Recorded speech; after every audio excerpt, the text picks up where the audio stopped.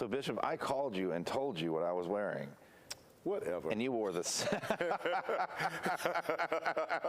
Lies. You know you're not supposed to wear this. Yeah.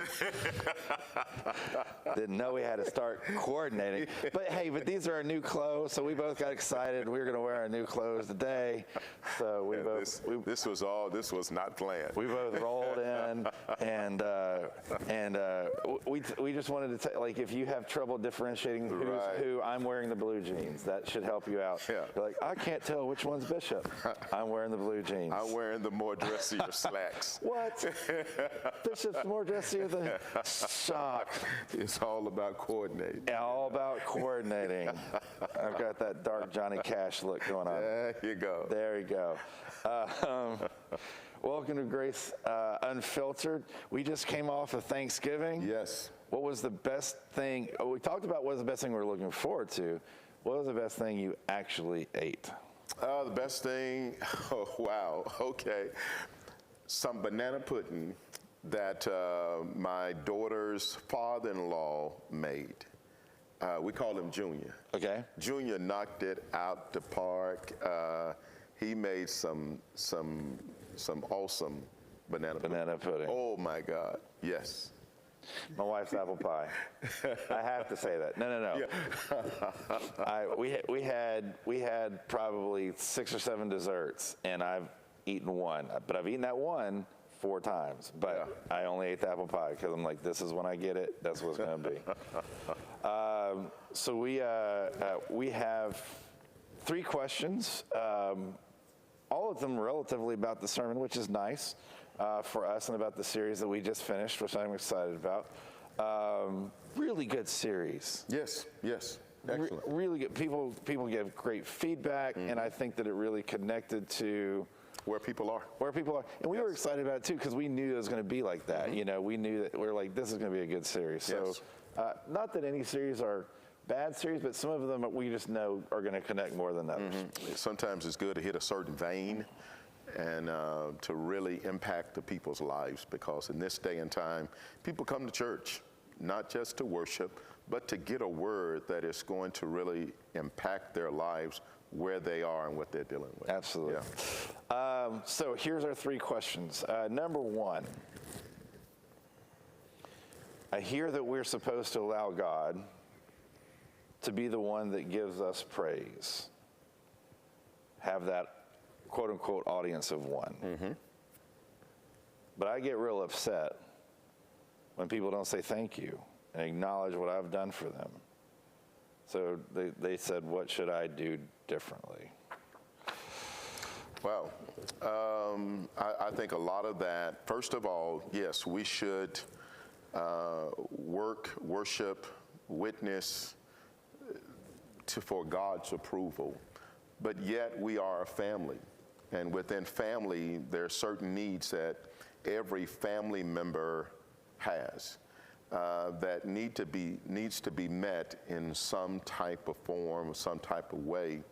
Outside of getting God's approval, I think we need to be very mindful of the circles that we're in.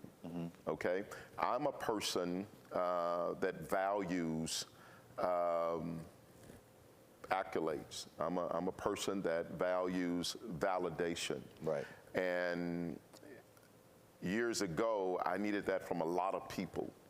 In this season of my life, not only do I get it from God, but from my wife. You know, I'm married to my quote-unquote personal cheerleader. Good. That validates, that encourages, and all of us are built differently and need different things. So I would tell that person, be very mindful of the circles that you're in. Right. Not that we go out looking for that, but I think it's something that we need to be in prayer about, that we can connect with someone that sees us for who we are and for what we do, that is willing to give that validation and encouragement, because the Bible tells us to encourage one another. Right. So though we may say we're doing it for an audience of 1, still others are benefiting from it. And if others are benefiting from it, it behooves us to be complimentary. Not all the time, I don't think none of us need to go through the day, I need validations every day, no. At some point, that's you need to go for a therapist, Yeah, there you go, yeah. Oh, Jesus and a therapist. And I think that with this, I think a great example for me of this, and you used your wife, and I'm gonna use my wife as well. So, and y'all probably have heard this, but there's a book and a thought process called the five love languages, right? Yes. So, people generally prefer to be acknowledged and loved in a certain way. So, physical touch, quality time, words of affirmation, gifts, and service. Mm-hmm. So, in my marriage,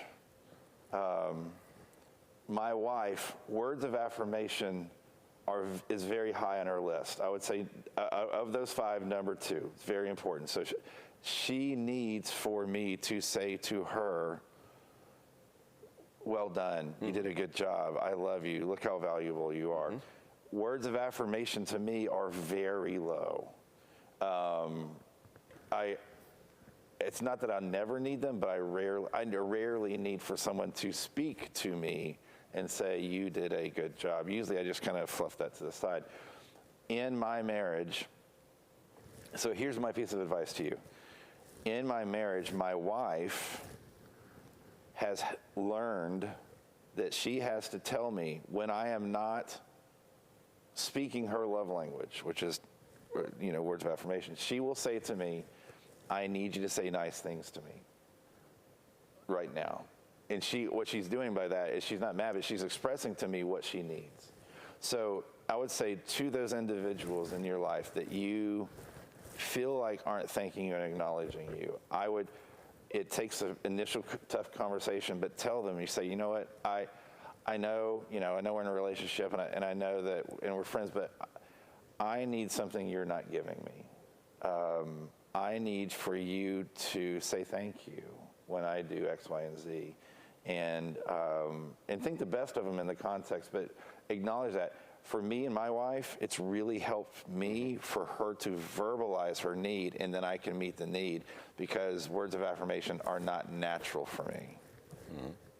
Yeah. You good with that? Oh, that hits it right on the head as it relates to where this person is, and I believe where this person is coming from. So search it out. Yeah. So, and just even just reverse, mine's quality time. So my top level language is quality time. So I, on a regular basis, text my wife and I say, hey, come hang out with me. And she'll say, okay. Or she'll say no. Who knows? That's the first one. Number 2 of 3. You told a story on Sunday, which that would be me. But the advice comes from both of us. Josh told a story on Sunday about a church member who felt unseen and unappreciated by the church. What advice would you give a person that feels like that at Grace United?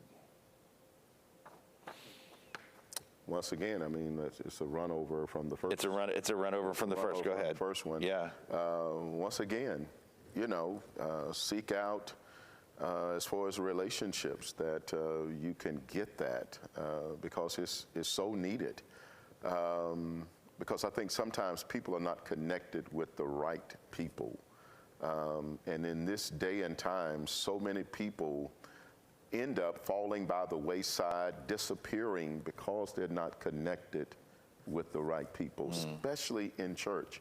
And this is why where we are right now is so important as it relates to cultivating relationships and getting plugged in where you need to be, because that's your lifeline. Right. Because if you're not plugged in or connected with the right people, the right group, the right ministry, you will fall through the cracks. And it's more important now than it was 5 years ago. I used to say 10, 20 years ago. No, it's more important now that you be plugged in than it was 5 years ago. Yeah. Yeah. And again, it is a run over from the first one. So the church is full of people. Shocker. People are going to make mistakes. So Grace United is not perfect. I'm just starting here. Grace United is not perfect. Bishop and I aren't perfect. No church is. No leader is. I do believe we're doing our best to follow the Spirit, and the Lord will oversee all of this. But that being said, so the question is, what do you do about the brokenness in Grace United? Because you can't control us. You can't control everybody. So what do you do? I would say two things. Number one, again, back to the first question, communicate appropriately your needs. So an inappropriate way to communicate it is to gossip about it, is to tell the people that can't do anything about it. The church member who felt unseen and appreciated, right, the basis of this question, came directly to me. And we had a very good, intimate conversation with tears. And things will change based off that conversation. This person did it right. So I would say communicate. And number two, and I've said this in different ways, but kind of the connection part that you just talked about is you need to find your people at Grace United. After a while, in any organization, but at church, what you'll do is you'll find, if you stick around long enough, if you're single, you'll find those 2 or 3 or 4 singles that's your group. If you stick around for long enough and you're a couple, you'll find those 2 or 3 or 4 couples that's your group. The way you get there, small groups, service, and consistency. Your friends, your group will come out of the people you serve with, the people you meet and eat and talk with, and it'll come over time. It's going to take longer than 3 weeks. It's going to take longer than 3 months. My best friends at Grace United are legacy, are holdovers from legacy. I've been serving and loving and doing life with these people for 15, 17 years. Excuse me. You'll find those people, but you have to take. If you feel unseen and unheard, and you sit back and you do this, and you don't connect and you don't communicate, then I just be honest. At that point, it's on you, because you haven't done what you need to do to solve the issue. Right. Amen. Good. Totally agree. All right. Number 3, which may be the hardest for us, but I think it's a good question. They said this: I've been going to Grace United for a while, and I switched. I don't know how long a while is. And I switch between services on a regular basis, depending on the week. I feel like they're very different, which is probably good. But I feel like the first service is, quote, the preferred service, unquote. And the second service, quote, gets the leftovers, unquote, so to speak. Do you feel this, and what's the plan on this?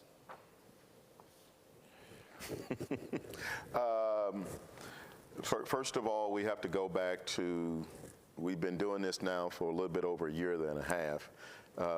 At the very beginning, there was 2 churches, and now we're 1 church. And so, yeah, there is still residue of both churches. I do believe that we're being more deliberate. I know that I really try to make a conscious effort that if I'm on to minister at the 9 o'clock, I want to be very conscious of whatever I do at the 9, I try to make sure I do it at the 10:30 service. I believe moving forward, there's some things that I want to do at that second service to produce a very similar atmosphere. Let me also say this: it's impossible for both services to be the same. It just really is. And I say that not because of what it used to be in the past, but for someone who has done multiple services most of my life in ministry, it's hard to get the same in two services, because it's just normally each service will take on its own personality. Right. I think the biggest thing is making sure that whatever we offer at 9, we do it at the 10:30. But you're also sometimes reaching a different group of people, age-wise, as well as cultures. Yeah. You know, so those are the things. So I think deliberately leadership is not trying to offer something different. Right. You know. But I would say, well, two things. Agree with everything you just said. The services, you know, let's start with what you just acknowledged, but take it to a different level. The services are different. The services are different because, like you said, we came in with two different churches. Legacy Grace Temple was the 9. Legacy Grace Church was the 10:30. And so we still have those cores in the 9 and the 10:30. But also, and we've talked about this here lately, the average age of the two crowds are different. The average age of the 9 o'clock is older than the average age of the 10:30. So you have a slightly older crowd and a slightly younger crowd. So that makes it different. And we don't think that having the difference isn't necessarily bad. No, that's not a bad thing to have that. But, so that being said, that's the foundation, is I have made some mistakes over the past year and a couple of months that Grace United has been a church. I have spoken either out loud from the stage or private conversations that I have expressed. From the stage. Oh, the 9 o'clock was so great, and why can't you guys talk back to me? Why, basically the idea of why can't y'all be like the 9 o'clock? And that was, I'm growing, so, and I know that hurt some people in the past. So I apologize for things I've said. That wasn't appropriate. But I don't think I understood at that point what we're talking about now. So one of the things that we talked about, I was talking with another staff member we met this past week. One of the things the phrase that we're using, that you and I use, is what we serve at the first, we have to serve at the second. And what we serve at the second, we have to serve at the first. Because it's a reactionary thing. The people at the first are just different than the people at the second. And so we were reacting to the differences and trying to figure out how to deal with the differences. And right now, we believe that having the same elements, and even the same elements will look a little bit differently, but at the very least, incorporating. So, for example, the easy example is if there's an altar call at the first service, which sometimes the altar call is spontaneous. Yes. Right? Right. So if you have a spontaneous altar call at the first, then we're going to have an altar call at the second. Right. If we just talked with Cordell. If I had a really good meeting with Cordell. If I said, listen, if we have songs after the sermon at the first, I want the same song served at the second. And so we are taking steps. I think we're taking steps organizationally, but also for me, I can say that I'm taking steps to watch my words and also to watch my mind, to say, to see the beauty and to build up both services. And I would say that both services have changed over the past year. So not only am I changing, the 9 o'clock is changing and the 10:30 is changing. And to work into that like a relationship. So I think all three of those pieces are important. Yeah. So, and it's a process, and I still share with people outside of Grace United that we're still on an accelerated path. This is God's hand is so mightily upon this ministry. It's mind-blowing to see how God is orchestrating this ministry to where it is, but I believe we're only scraping the surface of where we will be this time next year as we continue to listen and follow the voice of God.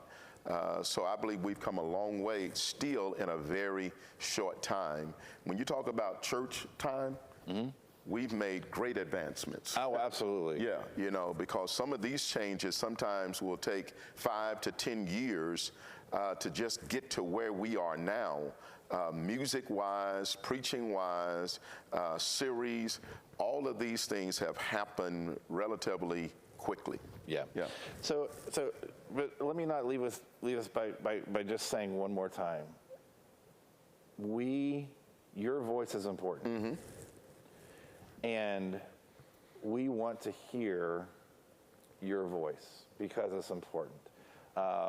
And we will validate what needs to be validated. We will show our vision. When our vision kind of buttresses up against what you want, we'll say, this is our vision. And I think that open, like any good relationship, like Bishop's and my relationship, like our relationship with our wives, open communication will solve 90% of the problem. So Right. you stay open, we'll stay open, and hopefully we'll move together.